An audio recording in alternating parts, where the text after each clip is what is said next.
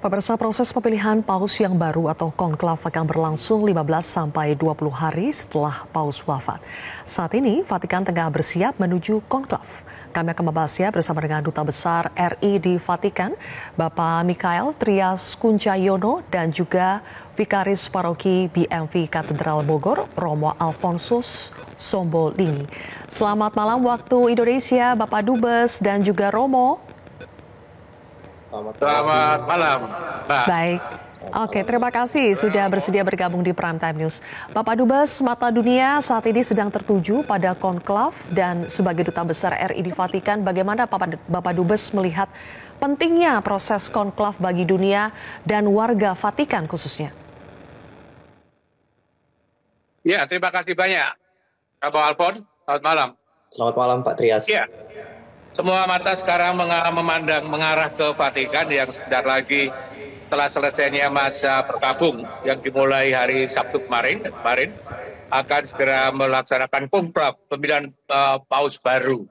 Tentu menjadi sangat penting karena Gereja Katolik, paus baru nanti akan menjadi pemimpin umat Katolik seluruh dunia yang sekarang berjumlah sekitar 1,4 miliar. Dan meskipun tidak punya kekuasaan secara politik, tapi adalah pemimpin moral yang sangat penting bagi dunia. Karena itu peranan Vatikan, tata suci sampai sekarang tetap pada penting. Karena itu terpilih seorang paus baru juga ditunggu-tunggu oleh masyarakat dunia.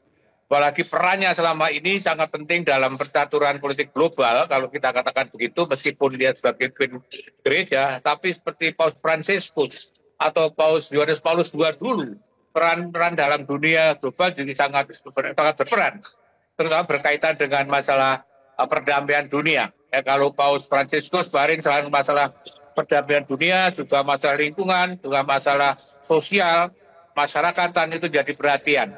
Sebagai pemimpin agama yang tertinggi, tapi suara moralnya yang akan menjadi sangat penting bisa menjadi panduan moral bagi para pemimpin dunia sekarang ini. Ya. Jadi sekali lagi, dunia sedang melihat semua ke Vatikan menunggu siapa kiranya nanti yang akan menjadi paus baru, pemimpin gereja yang baru. Apakah akan melanjutkan, tentu pertanyaannya dengan program-program kebijakan visi yang sudah dijalankan oleh Paus Fransiskus dulu yang sangat terlibat pada masalah perdamaian dunia dan lingkungan hidup. Sekali lagi saya rasa itu jadi perhatian penting dan orang kesini menunggu was-was siapa kiranya yang akan menjadi pemimpin baru gereja. Kira-kira itu, Mbak. Oke, Pak Dubes. Romo, kita paham tujuan utama dari konklav adalah memilih paus, tapi bagi para kardinal yang berkesempatan dipilih dan memilih, apa makna spiritual proses konklav bagi mereka? Baik, terima kasih Sylvia. Jelas kalau kita bisa katakan bahwa konklav ini bukan sekedar proses pemungutan suara biasa seperti itu, seperti pemilu dalam dunia sekuler pada umumnya seperti itu ya. Namun di dalam gereja Katolik, konklav itu merupakan ziarah rohani yang sangat serius. Tadi sudah dikatakan oleh kardinal sendiri bahwa konklav itu berasal dari kata cum clave, dari bahasa Latin artinya dengan kunci, yang mau menunjukkan bahwa kardinal itu ditempatkan dalam suatu tempat yang memang benar-benar bebas. Bukan sekedar rahasia tetapi bebas pengaruh dari luar. Artinya kardinal itu melakukan refleksi di dalamnya.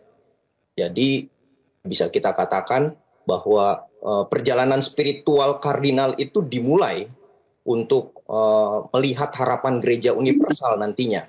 Karena para kardinal yang datang untuk melakukan konklav itu, tentunya di bawah 80 tahun, mereka harus benar-benar bebas dari ambisi pribadi mereka, bebas dari popularitas, bahkan bebas dari tekanan politik. Kurang lebih seperti itu. Jadi mereka melakukan suatu kegiatan bersama-sama, sikap doa yang dimana mereka melakukan penyerahan diri kepada Roh Kudus di situnya. Makanya di dalam gereja Katolik itu seorang santo mengatakan bahwa Santo Anselmus itu sendiri mengatakan pemilihan paus itu berarti menyelaraskan kehendak manusia dengan kehendak ilahi.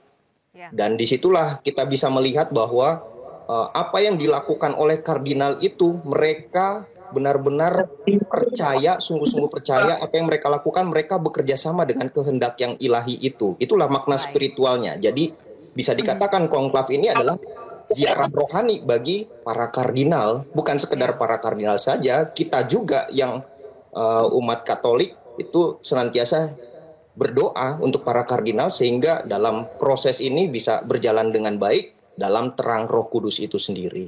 Begitu Baik, Sylvia. Oke, baik Romo. Kembali lagi ke Pak Dubes, semua kardinal elektor tentunya berpeluang untuk menjadi paus, tapi apakah warga Vatikan banyak membahas atau menyampaikan aspirasi mereka soal kemungkinan terpilihnya kardinal, apakah dari golongan konservatif, moderat, atau reformis? Ya Mbak, terima kasih Mbak Sylvia. Yang punya hak suara untuk milih dan pilih hanya para kardinal. Nah, kalau omongan orang pinggir-pinggir jalan ya biasa saja Mbak. Harapannya ya ini dan itu. Tentu harapannya seperti tadi saya sampaikan, yang seorang pemimpin gereja ya di tengah perubahan zaman ini, perubahan berbagai persoalan dunia, berbagai persoalan gereja itu yang diharapkan. Tapi tentang siapa, tentu tidak ada yang tahu siapa yang buat, termasuk para kardinal pun sekarang belum tahu siapa yang nanti akan menjadi paus baru gitu ya, karena konflik belum mulai, jadi sekarang waktunya untuk saling bertemu dan membicarakan itu secara informal. Tetapi kalau masyarakat umum seperti saya, orang-orang lain itu juga omongan biasa saja seperti kita di Indonesia, di negara lain. Moga-moga pemimpinnya seperti ini, moga-moga pausnya seperti ini, hanya sebatas moga-moga saja. Tentu tidak bisa menyampaikan aspirasinya, tolong nanti akan seperti tidak. Karena seperti tadi disampaikan oleh Romo, ini adalah proses pemilihan yang sangat berbeda dengan pemilihan kepala daerah atau pemimpin negara dan sebagainya.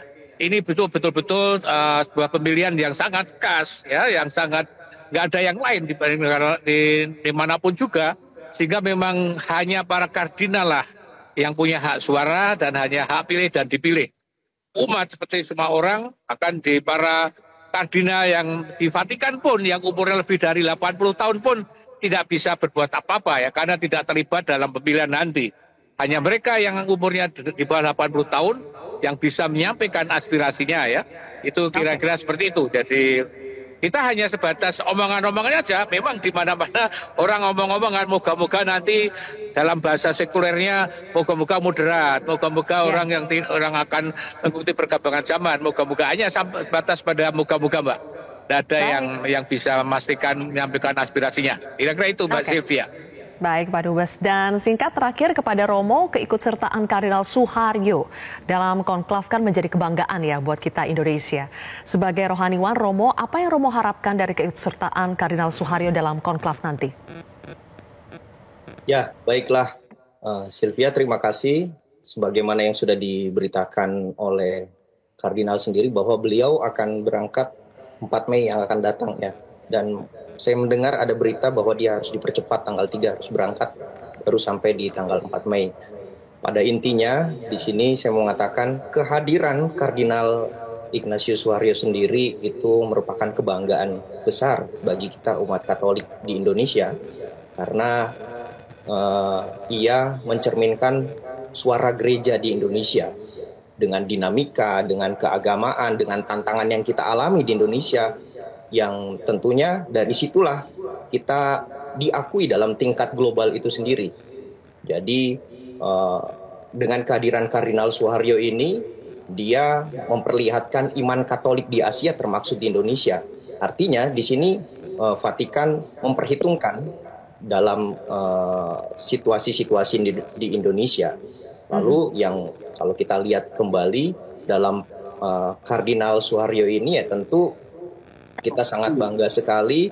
Semoga beliau bersama dengan kardinal-kardinal lainnya sungguh dapat melihat bagaimana Bapak Paus selanjutnya yang terpilih, ya Bapak Paus yang setia pada Injil, yang misioner, pemersatu umat, yang peduli kepada isu-isu besar dunia modern, kurang lebih seperti itu. Jadi itulah yang harapan kebanggaan besar kita dari sisi Indonesia, dari Bapak Kardinal Suharyo itu sendiri. Begitu sih. Baik. Terima kasih kalau begitu Romo Alphonse dan juga Pak Dubes Tria sudah bergabung bersama kami di Prime Time News hari ini. Jelajahi cara baru mendapatkan informasi. Download Metro TV Extend sekarang.